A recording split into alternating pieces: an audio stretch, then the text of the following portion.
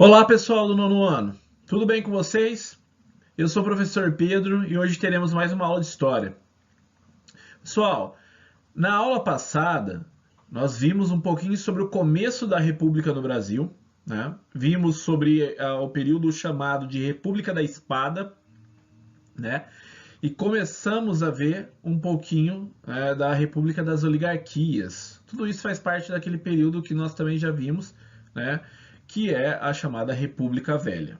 Ok? Então a República das Oligarquias, que vai durar até 1930, período no qual o Brasil foi governado, né, pelo mesmo grupo, que tinha seus interesses mantidos, né, pelos presidentes, pelos governadores, e eles mantinham-se tanto tempo no poder a partir de algumas estratégias que eles utilizavam, né? Algumas ajudas, né, algumas relações de ajuda que ocorriam no período, tá bom? Então, nós vimos um pouquinho sobre a chamada política dos governadores, né?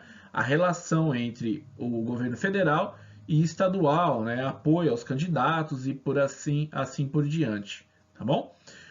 Hoje nós vamos trabalhar ainda no módulo 3, lembrando, caderno 1, módulo 3, página 188, ok? Vamos aprender então um pouquinho mais sobre as estratégias utilizadas pelas oligarquias para se manterem tanto tempo no poder no Brasil.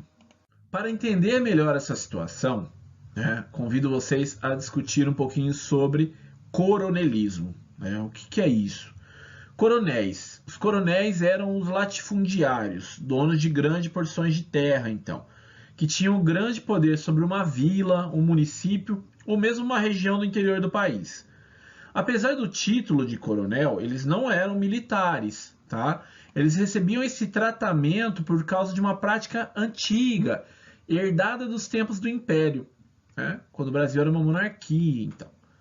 Quando os grandes proprietários de terra eram condecorados com a patente de coronel por participar da chamada Guarda Nacional.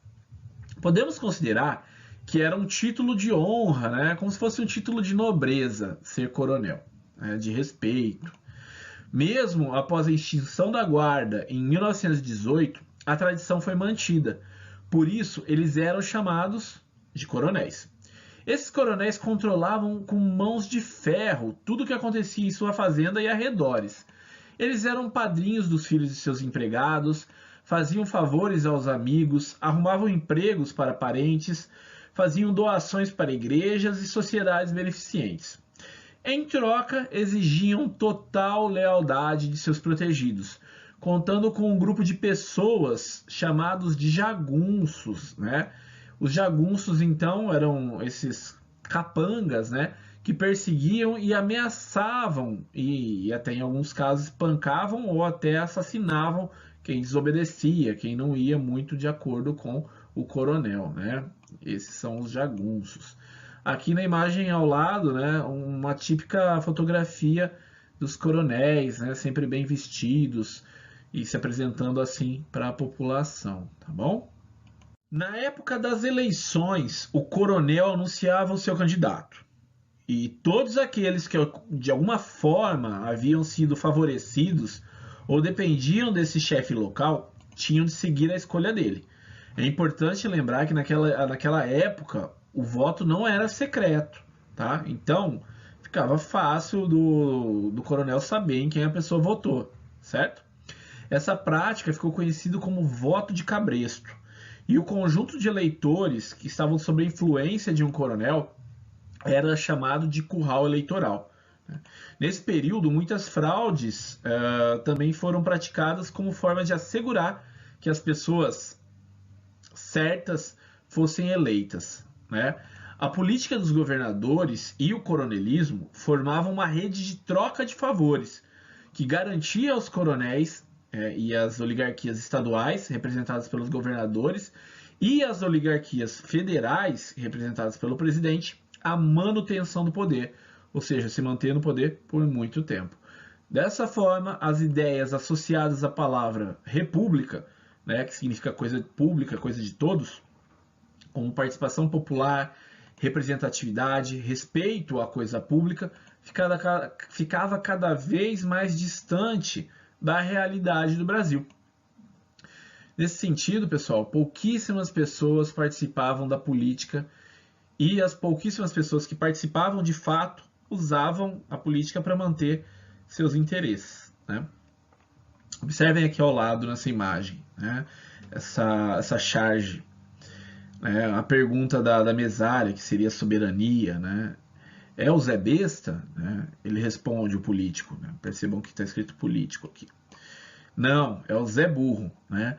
É o eleitor que estava praticamente, né, sendo puxado pelo cabresto do político, da região, do coronel, né? Então ele não tinha poder de escolha, era ameaçado, coagido para que votasse no político escolhido pelo poder local, o que ajudava então o poder estadual e federal, ok? Então sempre as pessoas que eram desejadas acabavam sendo eleitas. Então você não tem aí representatividade do povo, né? O povo não escolhe de fato os seus representantes.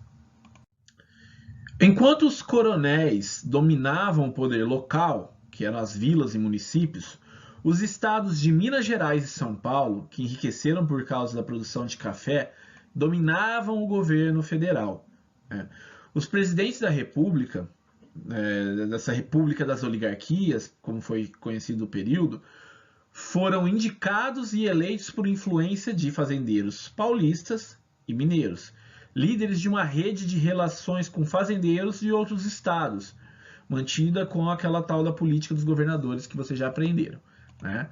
Como São Paulo era um grande produtor de café e Minas, que além de café produzia também muito leite, o predomínio desses dois estados no governo federal ficou conhecido como política do café com leite. Diferentemente do que muitos pensam, a política do café com leite não significou um revezamento automático de paulistas e mineiros na presidência do país, mas sim o predomínio desses estados no controle do poder federal. Os estados do Rio Grande do Sul, Rio de Janeiro, Bahia, Pernambuco também influenciavam o governo federal, ok? Mas a maior parte dos presidentes desse período foram de São Paulo e Minas Gerais, ou tinham a concordância desses dois, ok? Mas não confundam, não era um paulista, depois um mineiro, um paulista, depois um mineiro, não tinha esse revezamento, tá bom? Dá uma olhadinha aqui, pessoal, né? Essa gangorra seria o Brasil, né? Que estava ora com mineiros, ora com paulistas no poder, ok? Então existia esse predomínio desses dois grupos no poder, beleza? Por isso ficou conhecido como política do café com leite. Nessa imagem aqui, que eu trouxe no final da aula passada, né, agora acho que fica um pouquinho mais claro para vocês. Aqui a gente tem a cadeira da presidência da República e ao lado, né, no chapéu desses coronéis, né, é escrito São Paulo e Minas, né, Minas Gerais. Eles estavam então sempre mais próximos da cadeira da República, né? E embaixo os outros estados, ok? Alguns tentando alcançar o poder, mas o predomínio, quem estava no topo da política nesse período chamado de República das Oligarquias, era São Paulo e Minas, chamada política do café com leite, ok? Percebam que abaixo tem coronéis, né, de vários estados, Rio Grande do Sul, né, Paraná, ok? Pessoal, lembrando, né, eles tinham apoio de vários desses governadores, ok? Eles não estavam tentando derrubar esses presidentes, né? Eles estavam, sim, querendo o poder, querendo alcançar o poder, mas era ali uma troca de favores. Todo mundo estava junto nessa, tá? Por um bom tempo, eles estiveram juntos. Bom, pessoal, então nós vimos como a política dos governadores colocava os governos federal e estadual a serviço de grandes cafeicultores, né? Um dos melhores exemplos da manipulação do governo em benefício de uma minoria foi a organização do Convênio de Taubaté, tá? O que seria isso? Nos primeiros anos do século XX, então, os cafeicultores viram o preço do café cair muito, né? Essa queda do café poderia gerar uma crise, né, falir esses cafeicultores. Além disso, a partir de 1904, né, o país conseguia exportar uma proporção cada vez menor do que era produzido, gerando sobras desse produto. O que seria mais comum de acontecer, né, seria plantar menos, né? Se está sobrando café, eles plantavam menos, assim tinham menos prejuízo, sobraria menos. Porém, mesmo com essas sobras, mesmo com esses excedentes que não eram exportados, os cafeicultores não aceitaram diminuir suas plantações. Em 1906, pressionados pelos produtores, os governadores do Rio de Janeiro, Minas Gerais e São Paulo organizaram uma reunião na cidade paulista de Taubaté para tentar solucionar essa crise cafeeira. A intenção era garantir o preço do café, evitando que a superprodução, né, que significa produção além do que é consumido, baixasse ainda mais o valor internacional desse produto, levando os cafeicultores à falência. Para isso, propuseram aos governos dos principais estados produtores a compra antecipada da safra, prevista por um preço fixo, e que obviamente que seria interessante para eles, e o restante do café seria estocado até que o preço fosse normalizado, né? Depois, os estados que tinham comprado o café venderiam esses estoques, né? Então, entendam, o estado iria comprar o café dos produtores para eles não terem prejuízo, certo? E comprariam para não deixar que esses cafeicultores que estavam envolvidos com a política terem prejuízo, né? A proposta feita pelo Convênio de Taubaté para a valorização do café foi aceita e colocada em prática. Inicialmente, os governos estaduais compraram os excedentes. A partir de 1907, os custos com a compra foram assumidos pelo governo federal, que, sem ter recursos para isso, teve de pedir empréstimos no exterior para repassá-los aos governos estaduais. Ou seja, pessoal, o Brasil estava fazendo um empréstimo, não tinha esse dinheiro para comprar café para os produtores não terem prejuízo, né? Afinal, como tinham garantia de compra, os cafeicultores não se preocupavam em ajustar a sua produção à nova situação internacional, né? Então, essa crise, obviamente, afetaria a economia do país, né? Mas, de qualquer forma, com esses empréstimos, isso causou prejuízos ao Estado, ok? Em resumo, os impostos cobrados da população, cada vez mais altos, que poderiam ter sido utilizados em investimentos beneficiando diretamente a população, como investimento em saúde e educação, foram direcionados para atender às necessidades de uma elite cafeeira e evitar que eles tivessem prejuízo, tá? Acima temos uma imagem referente a esse assunto, observem. É o voto de cabresto, né?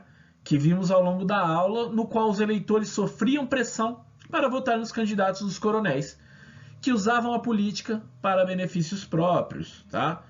Entendam, isso não é uma novidade na política do Brasil, né? Acontece hoje em dia de políticos usarem o dinheiro público para benefício próprio. Isso já acontecia há muito tempo, tá bom?